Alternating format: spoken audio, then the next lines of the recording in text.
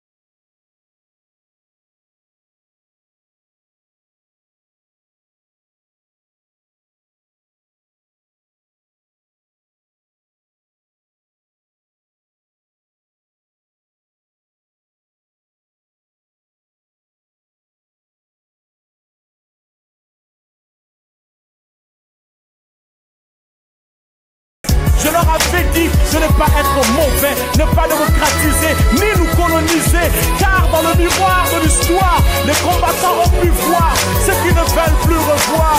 Ingeta, la patrie ou le couloir, le choix est clair, nous le voyons net comme la source de la victoire. Nous ne voulons pas de la prière sans action, nous ne voulons pas des actions non plus sans la prière. Ingeta, le Congo nous a...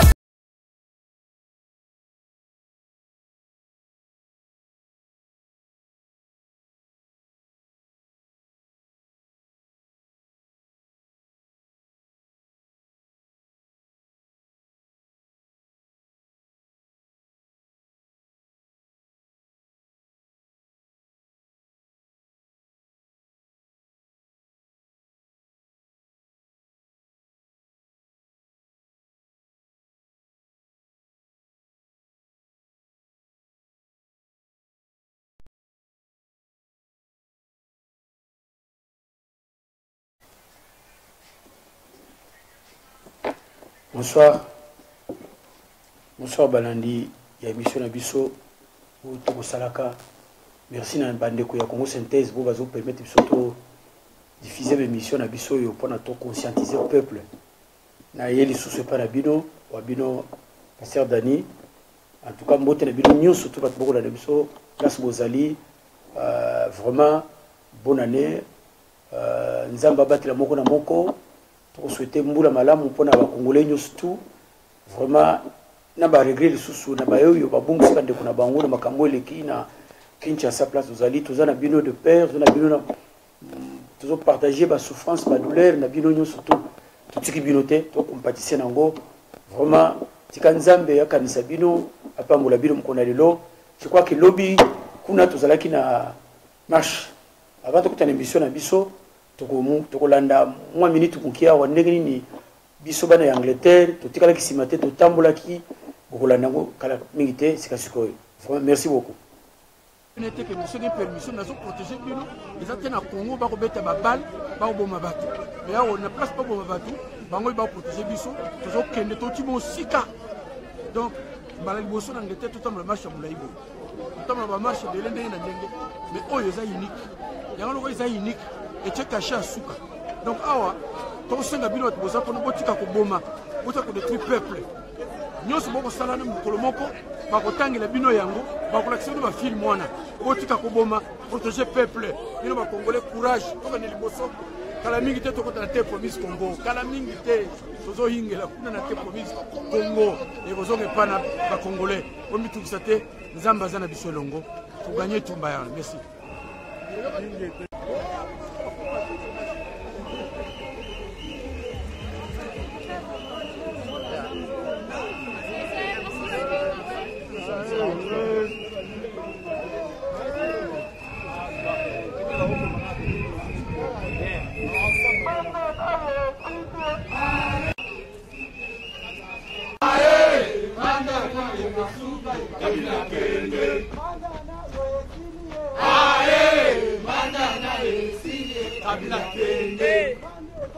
Merci. Pardon. Abuna Absalongo.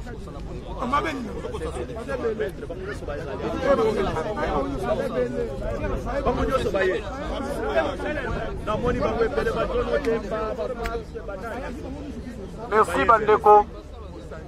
Merci Mingi Bandeko. Biso yos batuto tamboli mukona lelo to sali à peu près à 35 km na makolo. Islin Tolti to na King's Cross. Nakata ko tambola na biso, to zaki na ba combattant, to zaki na ba maman, to zaki na ba jeune, to zaki na ba frère, to zaki na ba pasteur, ba tundenge na ndenge. Merci Mingi na bino nyonso tout. To sala ki eloko yo pona to s'identifier na souffrance ya peuple. Dans ce biso to ba sel na Nzambe, place peuple azali, et c'est l'église azala wana. Tout le bâtiment que l'église est la mopanzi, peuple est la mopanzi. C'est ainsi que monaki, basel yanzambe pe toki na kati ndenge na ndenge, to se joindre à likambu oyo. To telema, tango ekoki, to kota na te promise. Donc balinga te, to ko yingela kala mingi te na terre promise Congo. Merci beaucoup. Alors topesi maloba na babundeli ya mboka Kimbangu Congo. Merci na biso nyonso ndenge to l'appel ya lelo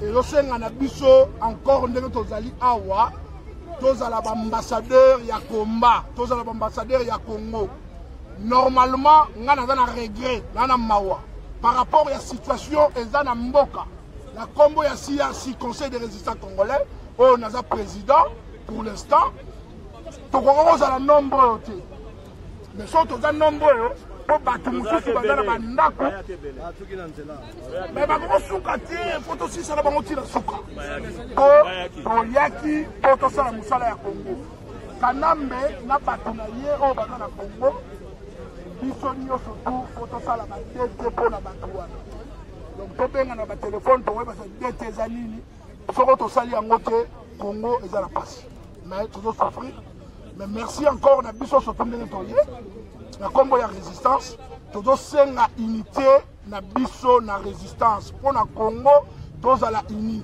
ba différence na biso eza mike totika mo panzi mais tozala esika moko po Congo eza na besoin na biso matondo ingeta alors da parmi ba jeune wa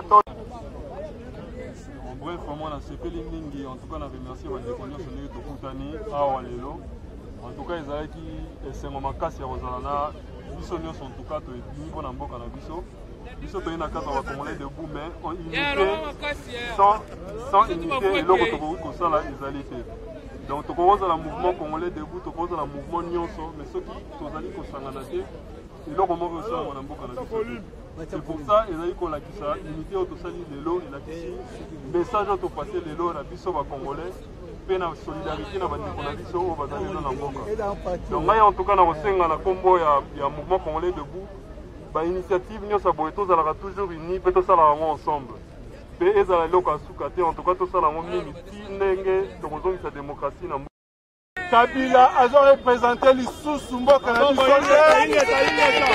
donc c'est maintenant à nous biso na déclarer yango de manière que, comme en action. De manière que nous, tout tient en œuvre. Donc, Kabila ne nous présente plus et il faut tout tient en action. Donc, message, je le lot, Yangoana, merci.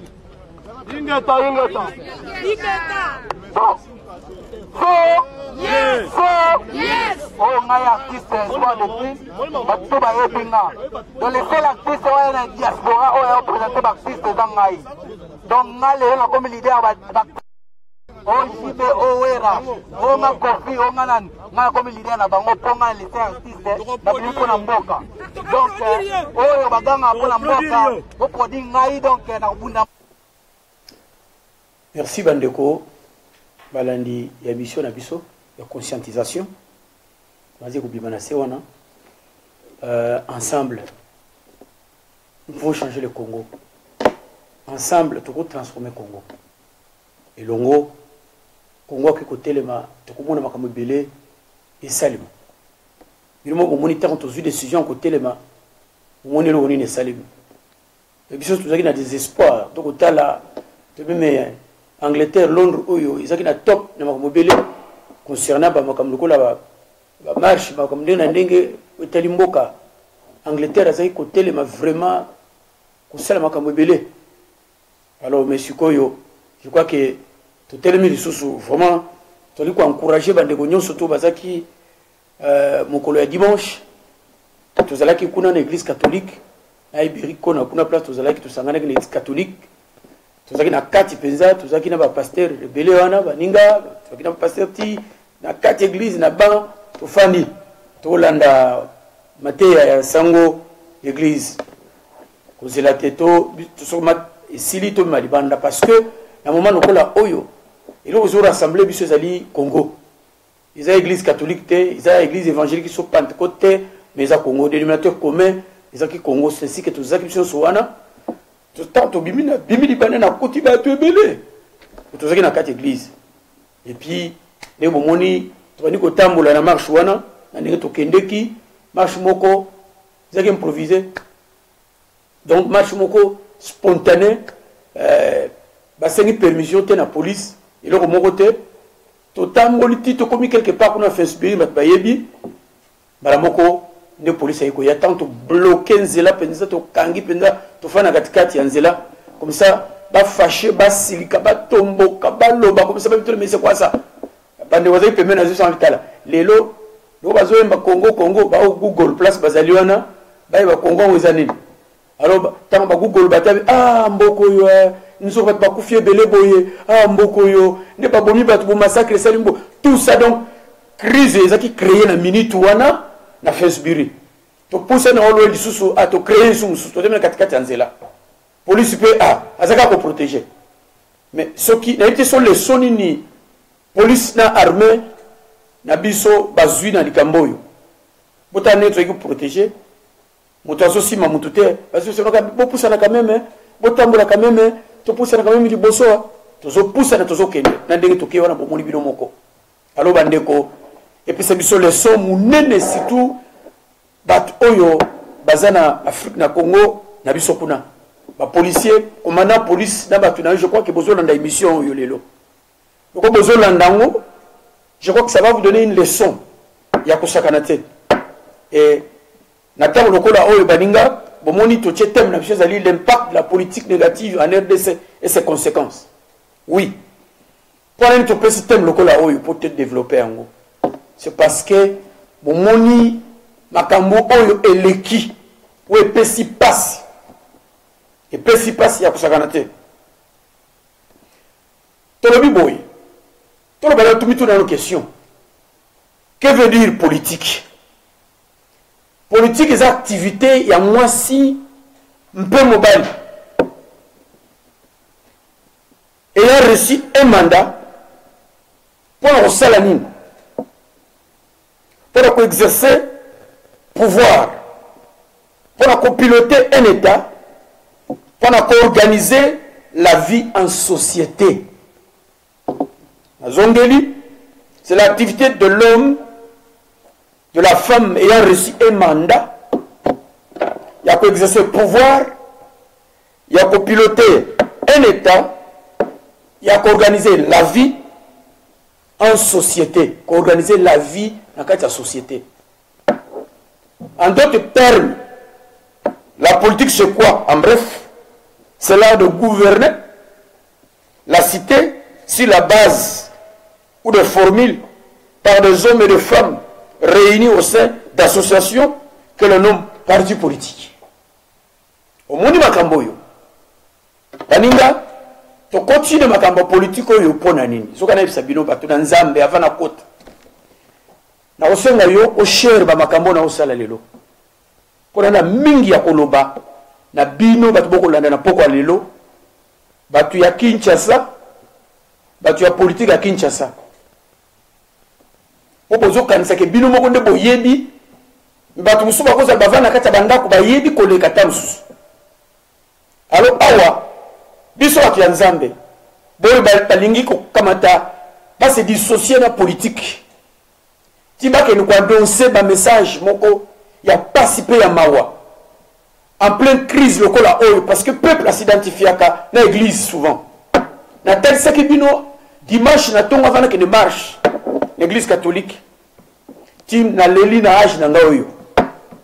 Nazako le pas le plaisir à rouler la terre mais passe eleki. Passe tellement eleki na leli. Ozomona bandeko. Tozomona ke bandeko ba ke na télévision na Kinshasa ba annoncer un message na bango. Mais ils ont bakoté ya Bible bako sakola ba résumé ngo na 7 ou 6 points na ba grand théologien. Donc peut-être ba l'équipe biso na mayele ya makambo nzambe. Yo kama lo bana bango. L'enseignement de Jésus se caractérise par un profond souci de l'humanité dans le besoin. OK de balobi. Donc enseignement ya Bible to côté biso na bino. Ils ont caractérisé un souci à Jésus sur l'humanité. Souci qui se manifeste de manière pratique. Il y a du bosso 1. Jésus s'est occupé de ceux qui étaient physiquement dans le besoin. Notamment en guérissant les malades, en nourrissant les affamés. 2. Il a cherché à rétablir dans la société ce qui était rejeté. À ce sujet, son attitude envers la femme samaritaine, les publicains, les prostituées, les lépreux doit être remarquée. Il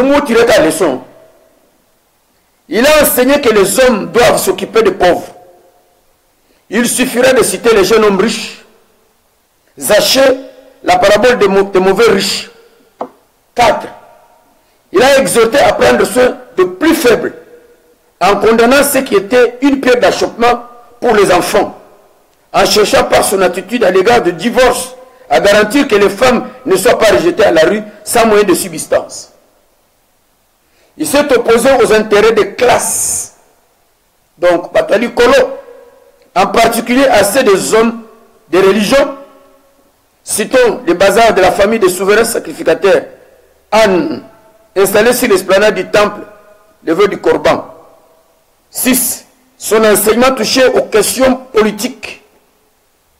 Donc, ils ont résumé bongo.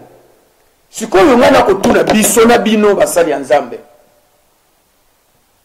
Dieu merci. Tout le monde dimanche quelques basali nzambe tozaki na bango. Zamba pambo bino bandeko. Isalenga isengo. Bazi nzambe na likolo place pelaki. Bomona ki peuple nyonso azaki na bisona ibiri. Nenga zaki kota na biso. Na bazi basaki na sengo. Awa tomoni Matthieu Yesu Masia. Ils ont un impact. Ils sont caractérisés par un profond souci de l'humanité. Donc Jésus, Matthieu na Yesu kotali yango, ba résumé yango, ba la kisi. Alobela ki na point boye, asale ki na point boye, asokipa ki na boye, pe lobela ki na question politique. Asungaki, bomoni ata Jean-Baptiste, ti alobeli roi Hérode, azopesa etoli. Ti kama kambo yo salize elengite. Omoni Paul, azoloba na ba mikonzibaro à cette époque-là, azofika ba abi bino boza tombeau blanchi o ba sekondiza ki bien te. Baninga bomoni réaction na des apôtres ya bayekoli babi toto sanzambe ou bien toto sabino. Donc baninga donc vraiment beau cher makambo ne tozoloba wana. Avant de kota ya omoni na kei ko résumer le bino makamboyo pour que l'impact de la politique négative. Oui. Donc, la politique c'est quoi? En bref, c'est l'art de gouverner la cité sur base de formules. Donc, ils ont gestion de la cité. Vraie politique qui a pour gérer la cité. Ce que tu as toujours à la caille à Congo. Tu as impact de la politique négative. Na conséquence nango. Donc, si on a mon cœur à Congo, au tourni yesika ce qu'on a minute. Au milieu nous avons un gouvernement. Moi, mon cœur à rouler la laine na set. À l'appui, à bito lingo mona bato yote. Au bilo moko bozo mona. Quand bino bato boko diriger leadership ya Congo, tant bozo tala situation zo le kanakati ya Congo, bozo tala bato ningo babena balabala. Bozo tala makamyo ça même ko la dimanche. Il faut qu'on se questionne ce que tala c'est quoi. Quelles doivent être nos réactions vis-à-vis de la politique négative en RDC? Peut-on la base négative en RDC? Bon, là, parce que avec la gestion de la cité, est-ce que vraiment un solo? Tu gères la cité yango, tu bâtis la cité yango, est-ce que tu gouvernes la cité yango malam, tu gères yango pillé, tant que voter qui bino, tant que vous avez élu le peuple, vous avez nini. Bolbaki toko sala boye toko sa loi. Mais tant que comme pona ko to sa loi ya mboka. Est-ce que boto siango bota la aspect négatif dans touana? Qu'est-ce qui nous arrive? Biso, si nous demeurons fermes et que nous résistons à la politique négative. Pour politique négative ya Congo et monani. Tomoni le lenge nini makambo salemi. Yangona kotanga. Conséquence yango. Liberté d'expression na Congo ezate. Bomoni ba journaliste ba safu. Ebele bakangi kuna. Ndeko ya pesa kibiso ba news. Ndeko les airs azole la caméra na ye. Mais sowe na kati ya mboka oyo. Journaliste za mutu alokuma a respecter. Azo couvrir l'événement à moins que l'ISA se vous connaît tout aillé. Dans la seconde Kachamboka Congo. C'est la gestion de la cité. Ni politique à moi qu'ils ont géré. Batu Oyo. Et c'est que base la liberté d'expression. Liberté politique. Est-ce que c'est dans Congo? Bon, mon binomoko. Bah, on news pas politicien, bah, sangana qui dimanche. Pour Batambola. Est-ce que Batamboli? Est-ce que Batiki Bango Sika? Il ne peut se questionner. Tout le monde droit à vote. Est-ce que vous respectez Yango Binomoko, loi Yango Kelobini? L'article, est-ce que vous pestez Binonze là? Vous continuez à gérer Moka en Elsus. Selon loi Yango Yango. Vous la Binomoko. Vous la situation conséquence. Il y a politique négative en RDC. Baninga. Article 11 na 12. Yamboka Congo Lodi Boy. Batunyo surtout. Bazon être libre et égaux en dignité, en droit. Toutefois, la jouissance des droits politiques est reconnue aux seuls Congolais, sauf exception établie par la loi. Tous les Congolais sont égaux devant la loi, ont droit à une égale protection des lois. Le Oyo. Peuple wa tambolaki. Peuple wa keneki na culte. Pour kokoma na droit ya culte. Bino ba juge ya mboka ya Congo. Bino ba ye. Bolata bilamba mwindu. La foulard na kingo ya pembe. Bino ba oyo boyebi botangi mingi. Peuple a continué na culte. Ezala. Onu se na kati ya culte. Peuple a na droit wana. Et loko nini bino bosali. Pour protéger le peuple. Qu'est-ce qui s'est passé? Il y a la déclaration du comité laïque, il y a coordination et alliés. Il y a autant de choses. Parce que ça, suite il y a des événements de kaki. Mais baninga, balbi que les Congolais nous surtout. Baza le lenge moko, sans exception, tous les Congolais sont égaux devant la loi, ont droit à une égale protection. Loi est précisée là. mais biso na bino na Congo na politique o ya Congo oyo bozo tanga ba discours kitoko bozo loba bozo pesa ba discours kitoko creux tandis que le peuple meurt là-bas peuple oyo zo diriger ba bete Masasi peuple bino bozo diriger ba bete Masasi ba continue na kati église ba gaz lacrymogène ba pomper le peuple oyo yoka peuple nazolela wapi nzambe oui le fait que makila les là tabo pesi chiffre mutu moko ni bale misato mais ba bakufie belé ba enlever belé ba bungisie belé bi bébézé belé beaucoup péché je vous le dis mokana nzambe elobi boye monduki nyonso oyo bobeti ekozongela kabino mabinyo so bino bokosala mpona peuple congolais bongonyokola ce peuple là ekozongela bino bozwi ba makambo oyo te baninga awa baninga pacte international relatif aux droits civils et politiques adopté le 16 décembre 1966 deuxième partie nango l'article 9 elobi nini tout individu a droit à la liberté, à la sécurité de sa personne. Nul ne peut faire l'objet d'une arrestation ou d'une détention arbitraire. Nul ne peut être privé de sa liberté, si ce n'est pas pour des motifs conformément à la procédure prévue par la loi. Donc, baninga, bilamo bokini na kotanga ngo. Tout individu a droit à la liberté, à la sécurité. Moni babilo nyo sona kotango yo. Bako tandela bino yango. Bako yebisa bino yango. Bako lobela bino yango. Botika makambo yi boko sala. La troisième partie nango, l'article 18. Toute personne a droit à la liberté de pensée, de conscience et de religion. Ce droit implique la liberté d'avoir ou d'adopter une religion, d'une conviction de son choix.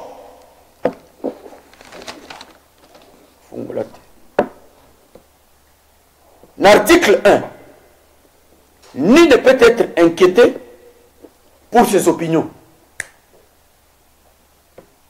Nul ne peut être inquiété pour ses opinions. Tout le monde peut s'inquiéter si ses opinions t'es. Toute personne a droit, l'article 19, alinéa 2, et le Bible. Toute personne a droit à la liberté d'expression. Ce droit comprend la liberté de rechercher, de recevoir, de répandre des informations, des idées de toute espèce, sans considération de frontières, sous forme orale, écrite, imprimée ou artistique, ou partout, autre moyen de son choix. S'il vous plaît, na boni na poko na lelo. Bo cher makambo yo, pour te battre la justice à Congo, na ba mikozi na bango, balanda makambo yo. Na biki ba yebi yango. Mais ba yeba tant to ko ba bongo, ba image oyo na sala oyo. Ba ko mona ngo, na ba tu ya awa partout, ba ko mona ngo ba to YouTube tout ba ko mona makambo na ko loba. Que c'est vérité. Makambo ko zonga la bino. Donc faites attention à ce que vous faites. Tozomona Makamboyo, un autre article. Charte africaine des droits de l'homme et du peuple. Poste africain. Baninga, Tomoni, première partie. Partie des droits et des devoirs. L'article 3, alinéa mi-balé. Toutes les personnes ont droit à une égale protection de la loi. Charte africaine des droits de l'homme et du peuple. Et lobby, toutes les personnes ont droit à une égale protection de la loi. N'ayébité, ce que vous entendez, n'ayébité, ce que vous dites que vous na ba loi oyo. Au gouvernement est comme caduc. Ce gouvernement-là n'existe pas. N'a pas sunga bino ko pesa bino toli. Ko banga te. Bonjour courage, gouvernement, mabanda tête na bidoti na suka ya gouvernement. Ayez de courage. Oya, oya biso ba congolais, to na place à kokendete. So na kena Tchad ba okanganga. So na kena Roba okanganga, na kena Meri ba okanganga, na Ziba okanganga. Mais to vanda. Oui, mais c'est ce que vous avez sauté. Tu as pouvoir. Tu peux le pouvoir na bino. Quand vous avez ce bongo, tu peux protéger bino, ou tu as aussi bino vous alaté. Tu as le balo la batu nzambe. Bo simba bato yote.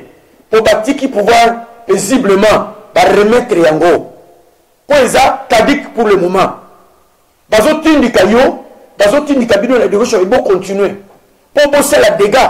Tant beaucoup la dégâts. Tant beaucoup de peuple a vimbi à Télémi. Pour il arriverait que Nzambe a suscité à Koutine de Kavamo Koboy. Ce qu'on voit, c'est qu'il y a Nzambe, c'est une main invisible derrière le peuple qui va assister maintenant le peuple de se mettre debout. Lorsque le peuple va se mettre debout, le peuple deviendra instoppable. Personne ne pourra stopper ce peuple-là ce jour-là. Donc avant que ces choses arrivent, je vous conseille de dire, nous sommes là. Soit au moment où vous quittez, pour le pasteur de Yagana Kinshasa. Na osa protection ya oni na eti na Kinshasa. To vanda bilo nyoso tout, to vandi to solo là. Bono babongo. Et du courage s'il vous plaît. Messieurs les ministres, les ex-ministres, messieurs le président, l'ex-président. C'est un conseil d'amis. Parce que ça va devenir grave. Et je vous dis la vérité. Dans la histoire de la nation, il arrive que le peuple a télé makaskaskoy, soutenu par Dieu lui-même. Dans le cas du Congo, bon, on dit déjà que tangi, donc et mati liboso nzambe. Tanda na nzambe mati. On dit tango Christ a tangi makila na ye. Tango aleli, albi père, kwani no tiki ngai boy. Mukanda na nzambe lobi na temple. Barido temple donc et kata na bitene mibale. Ma belé ningani, ba tombo fungwami. Bateau va checker sur la croix, oui, réellement, c'est le Fils de Dieu. Donc, Nzambe a tellement makata, mani komona, peuple mani konela. Na landi lobby, dimanche, na butu, peuple a zolela. Abu wapi Nzambe, wapi Nzambe, wapi Nzambe. Je vais vous dire une chose. Dans la Kassavou, vous n'avez pas toutes les questions. Pendant ce qui va arriver, dans 69, tata on a habité 60 prophète, n'a habité. Quand c'est bien, un faux prophète, un serviteur de Dieu. La vérité, la souffrance, vous s'identifiez la souffrance à peuple. Vous êtes allé de l'autre côté.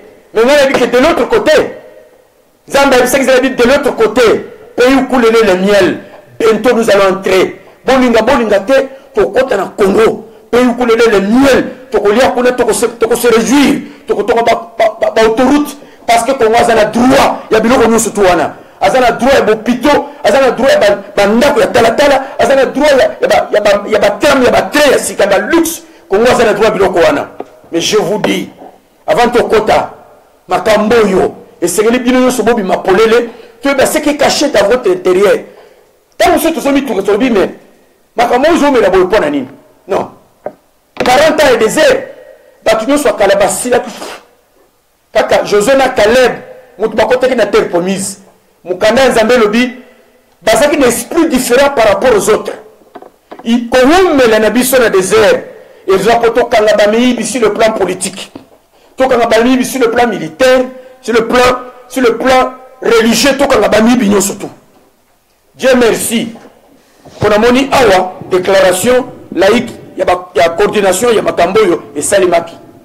Nazaki déjà ko kana na rubina ko lobila bango.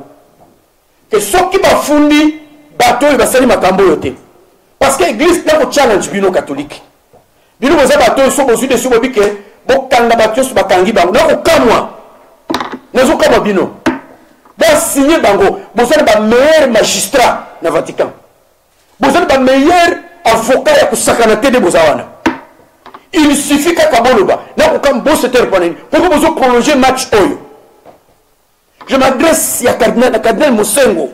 Na ba nyusu boganze makamboyo pour que bozo pesa bango tango ba bomi bana na Nzambe na kati l'église ba beti masasi tango ba beti ba gaz lacrymogène partout monsieur Kangami ba ba mo pesa okendete ba balle réel. Oh non baninga ne le laissez jamais pour ça la traduit devant la justice, je vous le dis pour ça traduit devant la justice na makamboyo bosali. Lelo, attaque catholique à sali et le mon côté, Benzambe, à côté de mon le rédempteur. Alors, à moi la vengeance et la rétribution.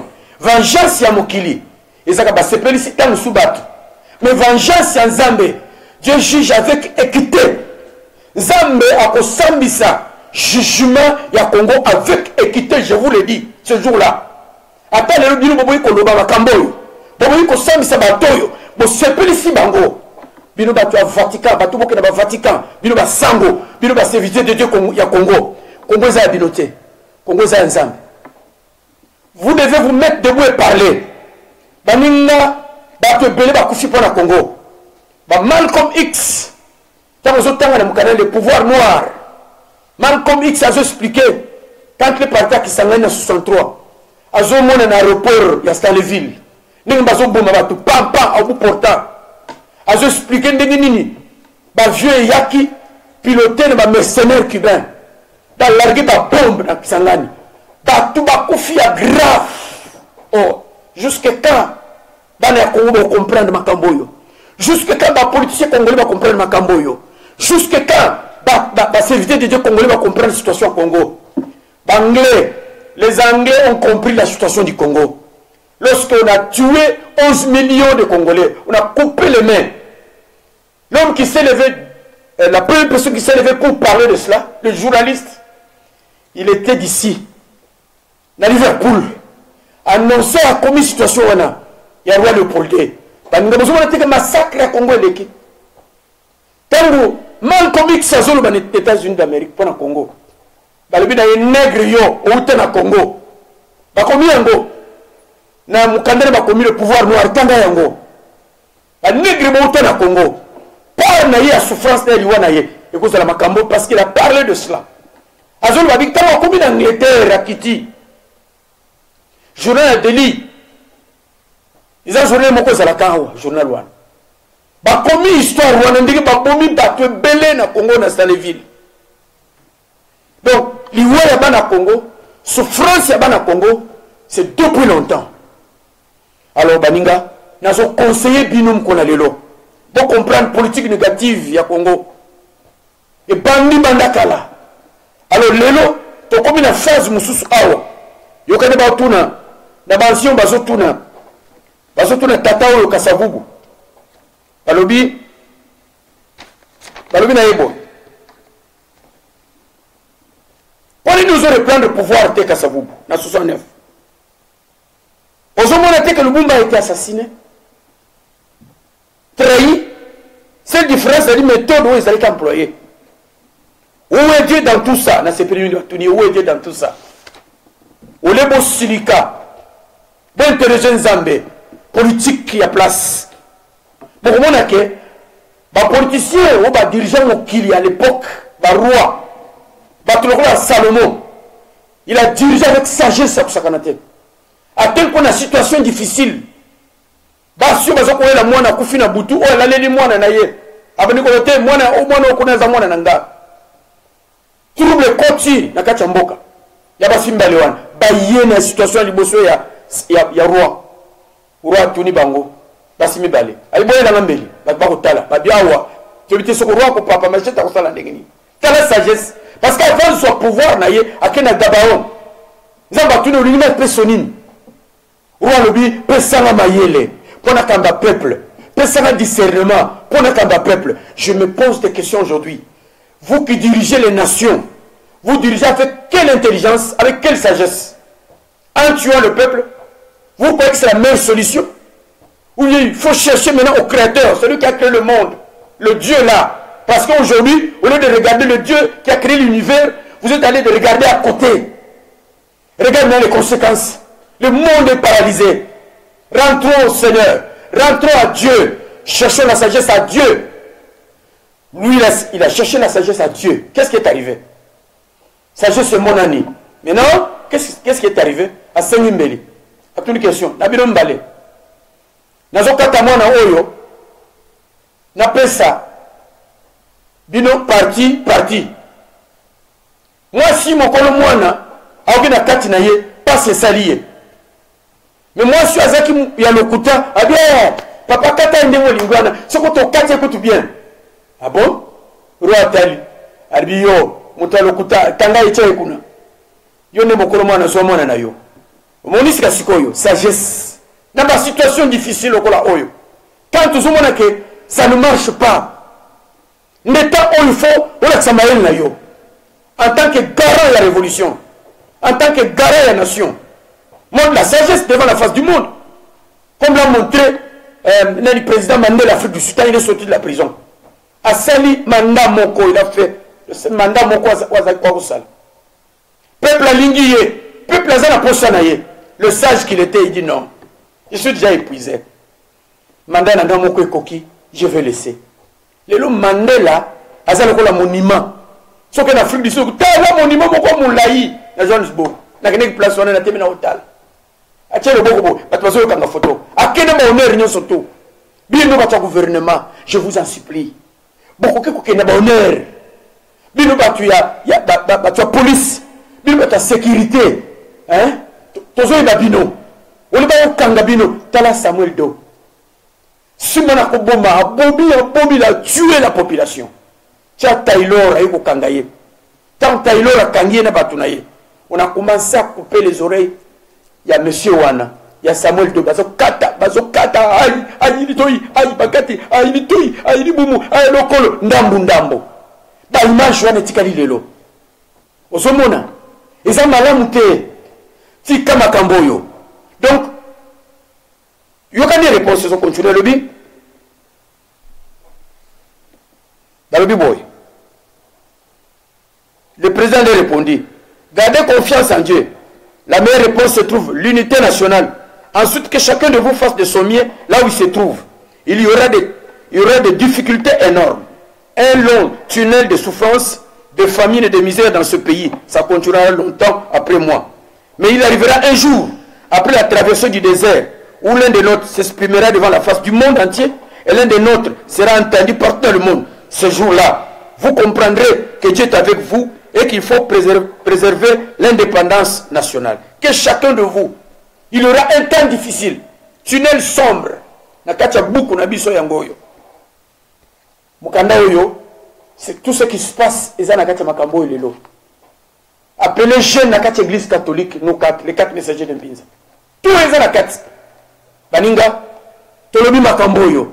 Le temps na yekotanga mukanda oyo. Si Kennedy était mort pour l'Afrique. Ne pas comme histoire oyo ya tata oyo. Après si conseil nakati. Nakati conseil ne musu nakati livre.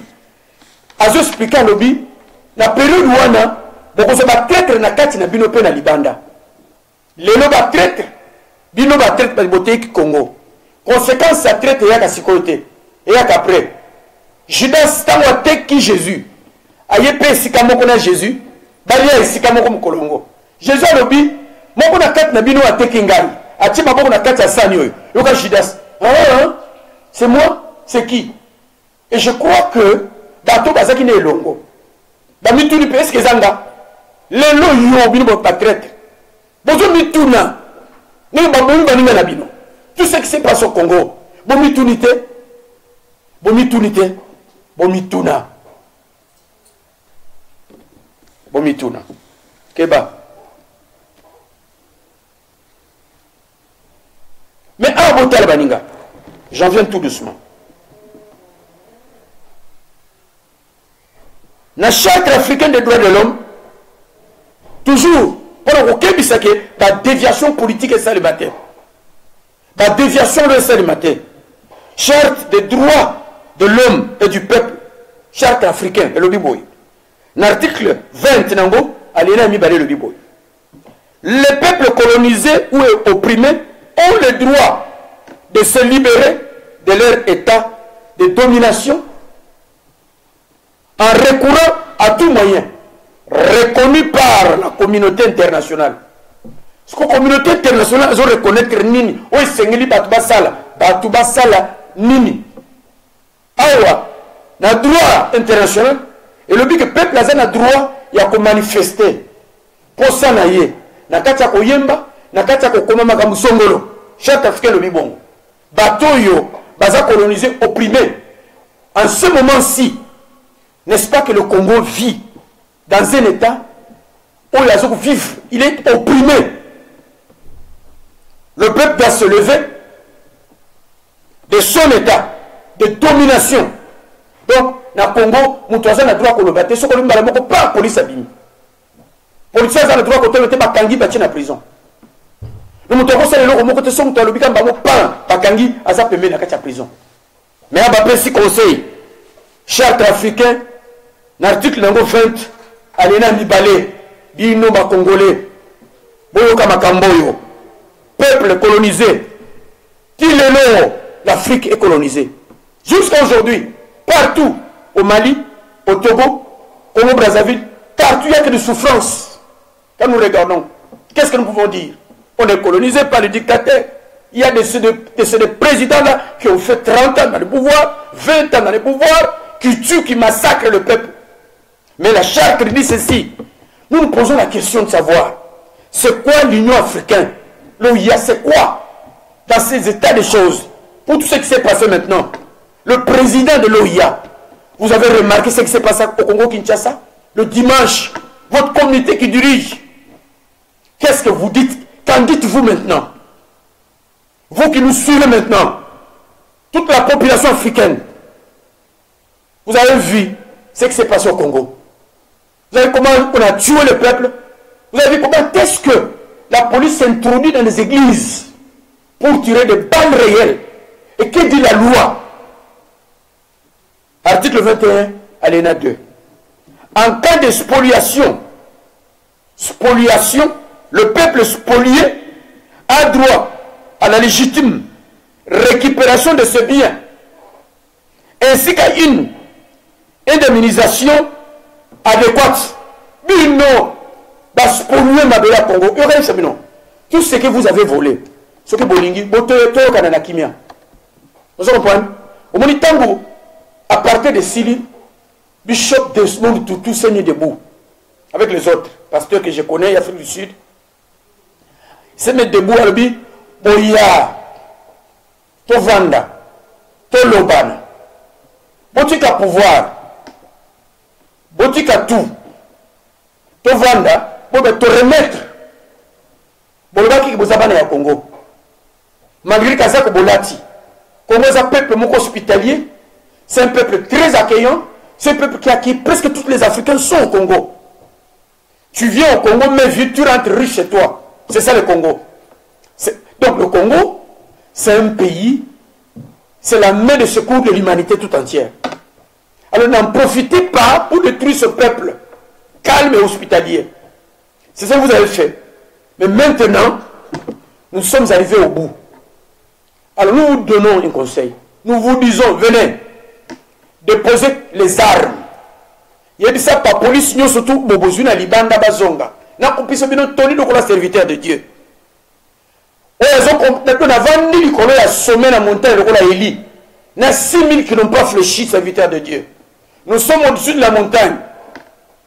Il y a quelque chose qui vient, il y a une pluie qui s'annonce. Ce jour-là, Élie a dit à son serviteur, regarde là, qu'est-ce qui s'annonce? Le serviteur est revenu en lui disant, je ne vois rien. Dit non, ma serviteur de Dieu, beaucoup n'a rien. Il y a quelque chose qui s'annonce. Élie a monaki, parce qu'avant d'être au sommet de la montagne, au sommet, cela veut dire quelqu'un qui parlait avec Dieu, quelqu'un qui causait avec Dieu, quelqu'un qui comprenait le langage de Dieu, quelqu'un qui était en état de prière, quelqu'un qui discernait le temps. Alors nous vous annonçons que lorsque la main de Dieu va s'apaisantir sur vous, la main qui a touché Pharaon pour dire, tourner le cœur de Pharaon, pour dire maintenant, le temps est venu maintenant, le temps de la délivrance de mon peuple. C'est la pluie qui s'annonce. Donc, Pharaon a pris tout un peuple qui est en train de construire les pyramides pendant des milliers d'années. Mais il y est arrivé un jour où Dieu s'est décidé de dire maintenant c'est fini. Je mets point. Donc, à cet esclavage, c'est ce qui arrive tout de suite là. Batouane bakolashe bino kalamingite. Zambe asi amoni. Zambe alinga pangusa pisoli ya peuple congolais. Zambe amoni. Tokomi na suka. Et c'est que pomona bosotonyo surtout ya batouane nyoso babi mapolele. Pomona ba serviteur de nini oyo bazana capacité. Pas leader nini bazana capacité parce que tous la leadership na moment lokola oyo babengi leadership ya motivation au auprès du peuple. Tu vois, les leaders, parce qu'il y a une motivation. Qui na Israël, na marche dans le désert, Josué. Pendant les temps difficiles, Josué était là. Wapibino. Alors, Baninga, pourquoi Dieu désire un bon gouvernement? Ça aussi, c'est une question. Puisqu'il est du pouvoir, puisqu'il est du pouvoir des chrétiens de déterminer la prière, par la prière, des genres de gouvernement. Donc, c'est à l'Église de déterminer quel genre de gouvernement. Pourquoi Dieu désire-t-il un bon gouvernement? Donc, il est important de savoir pour quel genre de gouvernement nous devons prier. Nous devons aller à côté de ce gouvernement. Quel genre de gouvernement? Il faut qu'on ait yango. Yo mwana na nzambe. Yo muto yebinza. Quel genre de gouvernement? Quelles sont les exigences principales de Dieu envers ceux qui gouvernent? Nzambe alingaka nini à ce qui concerne ceux qui gouvernent. Qu'est-ce que Dieu veut? La réponse à cette question est donnée par la bouche de David. Dans 2 Samuel, chapitre 23, 2 à 4. Et le Bible, le Dieu d'Israël m'a dit, celui qui règne dans la crainte de Dieu est pareil à la lumière du matin, quand le soleil brille et que la matinée est sans nuage. Ces rayons, après la pluie, font sortir de la terre la verdure. Qu'est-ce qui se passe dans ce chapitre 1? Pour celui qui gouverne, il y a des choses. Être juste et régner dans la crainte. Être juste et régner dans la crainte. Ce qu'on dit, nous avons beaucoup de bataille. Bataille, c'est juste pour gouverner. Est-ce qu'il marche dans la justice? Il gouverne le pays dans la justice, avec justice, avec la sagesse. Côté. Ils sont de quel côté? Régner dans la crainte de Dieu. Ce que bazan a kat ya crainte. Pourquoi bazon di mababo mabatu? Bibembelali, bazon matela bango bakufi. Tout le monde est belé. Donc le principe général est clairement établi, appliqué à chaque homme exerçant une autorité. Les deux exigences de Dieu sont la justice et la crainte. Moutunyo surtout. On a exercer autorité na kati mboka. Pour Nzambe, Nzambe alingi mutata na kati crainte, pe na kati justice. Banda na soda, banda na politicien, banda na batunyo surtout bazo diriger mboka Congo. Ezala na Liban na diaspora. Batunyo surtout ezala serviteur de Dieu. Bato y basa na titre, bato diriger parti na kati communauté. Crainte na justice. Totre kotambola nyamu. Totre ko gauche droite, ozeba mbongo kuna. Crainte zate, muyibi, totika makamboyo. Si un tel homme est élevé pour diriger, Dieu promet que les bénédictions suivantes, il est pareil à la lumière du matin, quand le soleil brille, que la matinée est sans nuage, ces rayons après la pluie font sortir de la terre la verdure. C'est-à-dire la simplicité des exigences de Dieu, tranchée avec la plupart des motivations et des pressions que nous connaissons dans la politique. Bandeko. Attitude d'une boka melamboka Congo. Malheureusement, les chrétiens se laissent aveugler ou influencés par les sentiments, par de beaux discours comparés à l'opium. Les policiers ont un discours comparé à l'opium pour la sabino. Na ko sala bino boye. Na ko sala bino boye. Tant basu pouvoir les loyo. Papa lu simindu pa ko tirer bino. Parce que bateau et baso voter baton di la kati d'église. Bateau baso ko lire baton na kati d'église. Oh batata pasteur. Babi, bateau ba ko diriger pas dans la kati crainte na kati justice. Moto yo za ko appuyer, il marche dans la crainte et dans la justice. Moto zo se pelazo marche na kati crainte. Bibembe boni okufina east na Kisangani. Batata pasteur, ba monsieur l'abbé, ba monseigneur, ba cardinal, ba pasteur, ba bishop évangélique, ba pentecôtiste, je m'adresse à vous. Vous êtes le bananzambe ko bongo la té. Vous qui êtes derrière la politique tozoeba tendini bozo coopérer na bango na mulili. Bozo kutana na bango, mais sachez que Dieu vous voit. Boyeba yango. Congo est un mystère. Congo est un mboka ya Nzambe. Congo est un lisu ya Nzambe. Congo est un motema ya Nzambe qui bat chaque jour au centre de l'Afrique. La main de secours de Dieu. Aujourd'hui, Le Congo souffre. Aujourd'hui, le Congo est malade. La politique est une puissance de la séduction pour un peuple. Vous devez savoir, il y a des beaux discours. Tomoni, à l'époque, il y a Hitler. Qu'est-ce qui s'est passé? Bazé Kobi Missa, discours, c'est ma photo Hitler. Azo ya kopé sa bana mike biz. Bazo la sa Hitler mutu malamu, Père Noël. Bazo la sa Hitler mutu ya malamu. Bazo la sa mutu ya Italie, na boson kombo na Mussolini. Donc mutu ya malamu na bana mike azo kombrasser bango. Wana sikaskoyo, tango basa la propagande na bango avant bazo isika. Mais quand ils ont eu le pouvoir, ils ont massacré des gens, ils ont tué des gens, ils ont tué ma descendance Nabino. Ces gens-là, ils ont tué beaucoup de gens, mais avec de beaux discours. Faites attention avec les politiques. Faites attention avec les politiciens. Donc, il y a une politique négative. Il y a aussi des impacts de la politique négative. Ce que nous vivons en Afrique surtout. Tandis qu'en Europe, conséquence de la politique positive. Nous voyons en Europe ce qui se passe. Il y a la paix, il y a la sécurité, il y a des trams, il y a des métros, on donne tout. Quand il y a soulèvement, le peuple marche, accompagné avec la police. Vous voyez ce qui se passe en Europe. Mais c'est ce qui manque en Afrique. C'est ce que nous vous disons, nous parlons ce soir. Mes chers amis, vous qui dirigez le monde, comprenez un peu la situation de l'Afrique, surtout le cas du Congo. Alors Bandeko, je termine ici pour vous dire que après Sibabi, ce dimanche, nous avons été démilés à travers notre pays. Le bilan, malgré cette violence, répression, malgré les nombreuses brutalités placées pour encercler les quartiers, les paroisses de la capitale, la population a montré à la face du monde sa détermination. Elle n'a pas cédé à la peur. Elle a marché avec courage et discipline. Il ne peut se croire plus fort que nous tous réunis. Le bilan provisoire est lourd. Il y a parmi nous une dizaine de morts, des dizaines de blessés, des centaines d'arrestations.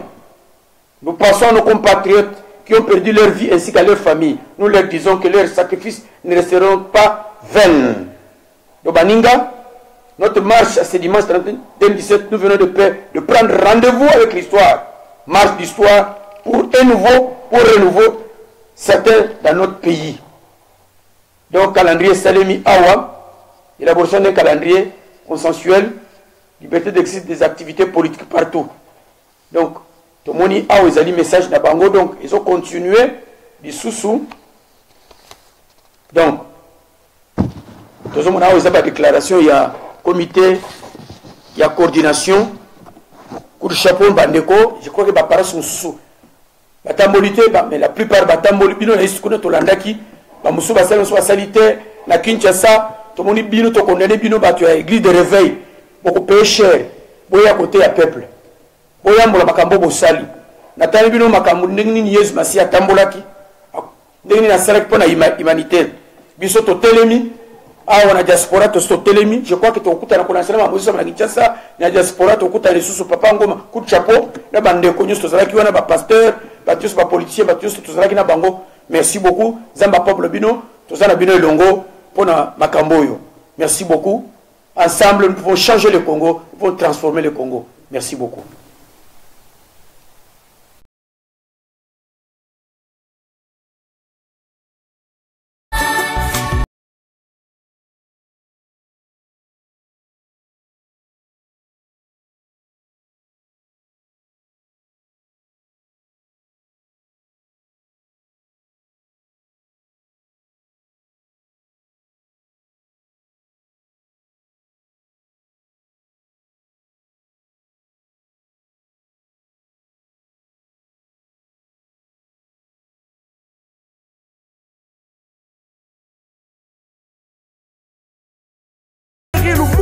Car il reviendra plus fort et plus froid quand la génération Ingeta se lèvera.